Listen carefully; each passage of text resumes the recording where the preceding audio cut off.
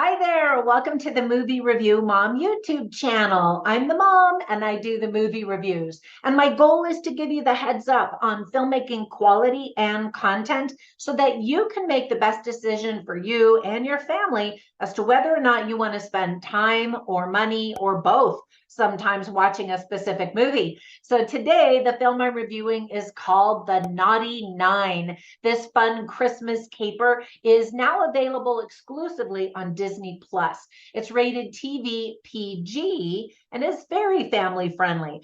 The movie is 1 hour and 23 minutes long, and my overall movie review mom score is a B. I thought this was actually pretty cute. Very cheesy, but very cute.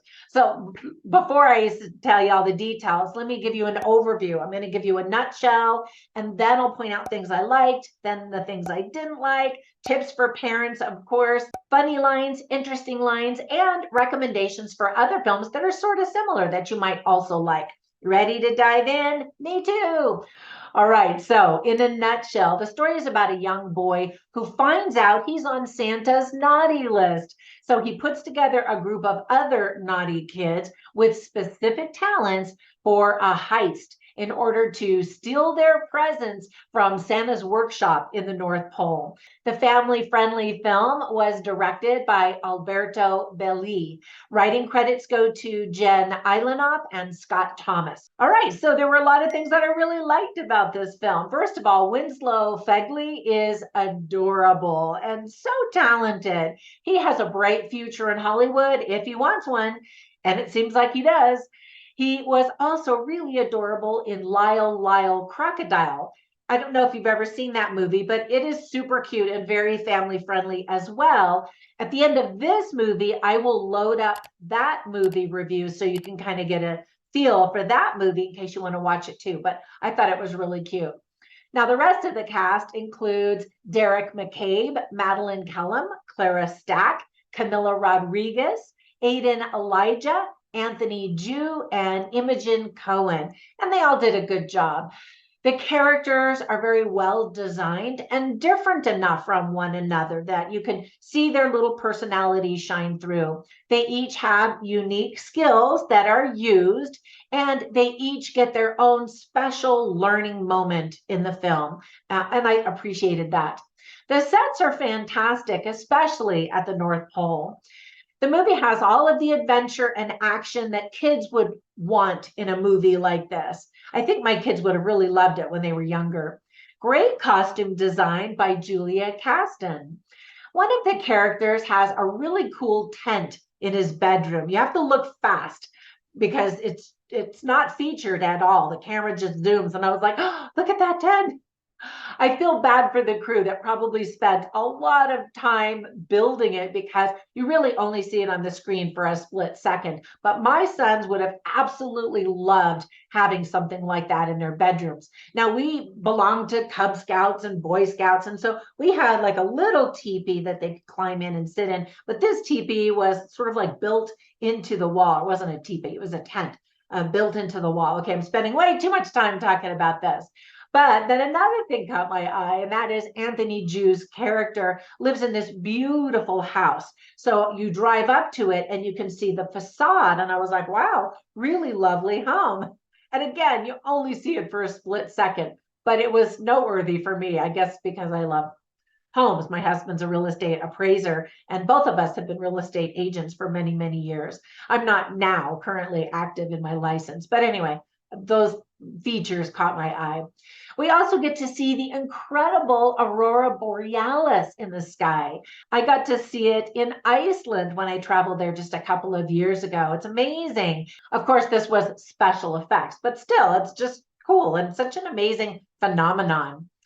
Aiden Elijah can do those adorable big eyes like in Puss in Boots, and it just made me laugh every time. It's very manipulative to get the audience to go, oh, and the characters in the movie, they fall apart too when they see him do it. It's pretty cute. Some Latinos sing a traditional Christmas song for everyone. I sang that song when I was an exchange student in Mexico, so I thought that was cute. The cast is filled with diversity, and we get a little touch and a taste from some of the various cultures that are featured in the film. Danny Glover is Santa Claus in the movie, and I absolutely bought it. I love it when movies reference other movies. I don't know why. I just think it's fun. For example, the two schools in the movie are named McAllister Elementary from Home Alone in 1990, the McAllister family. Do you remember that name? And then also Griswold Middle School is a school in the film. And that comes from a family called the Griswolds in National Lampoon's Christmas Vacation in 1989. And yes, the movie leaves a very wide open door for a sequel, and I'm up for it. Why not? Now, there were only a couple of things that I didn't like or just thought could have been done better or differently. For example, there are some bad acting moments. Now, part of it is because the cast includes a lot of children and they're young and they're developing their acting chops.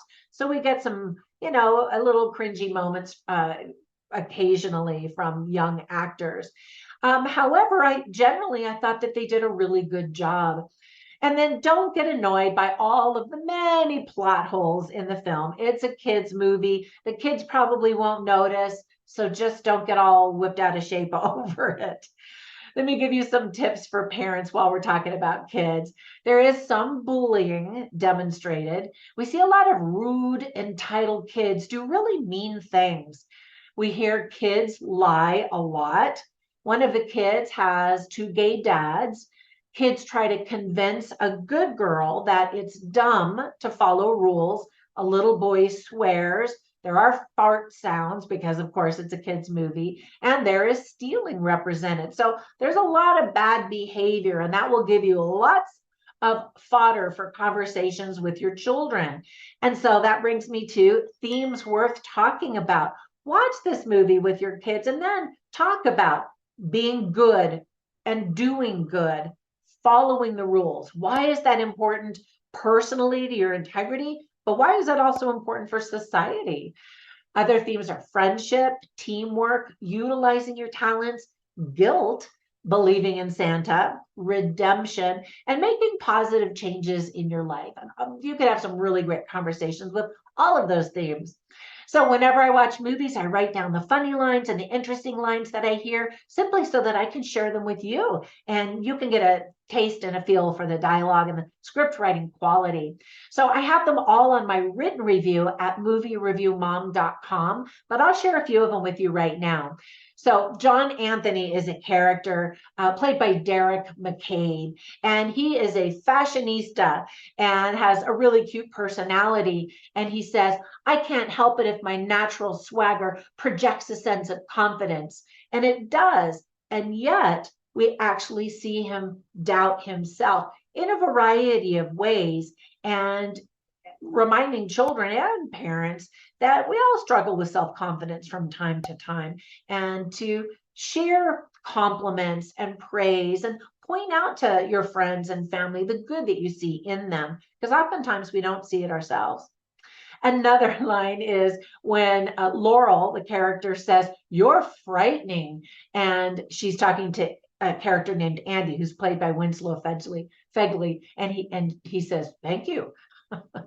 Because he's the mastermind of all of this, the heist and the mayhem. There's a gate guard elf who's played by Si-Hung Ma, and she says, "This is the North Pole. Cocoa comes out of our tap here," when one of the kids, meets her and they have a conversation and she just pours hot cocoa out of a tap. Anyway, I thought that was cute. And then some interesting lines are spoken by Madeline Kellum. She plays a character named Laurel, and she says, just because you don't get caught doesn't mean you don't do bad things. And she's trying to talk to her brother about, those are bad things. And he convinces her, no, they're okay. And then she kind of switches over. And so there's this interplay between the two of them looking at each other and looking at each other's integrity waver and rise and fall. Another interesting line is also spoken by Laurel, and she says, "There are rules, Andy. You follow them because it's the right thing to do. I like doing the right thing. It makes me feel good." I think that's a really good line to talk about with your kids. When you do good things, you feel good. And that's an indication oftentimes that you are doing good.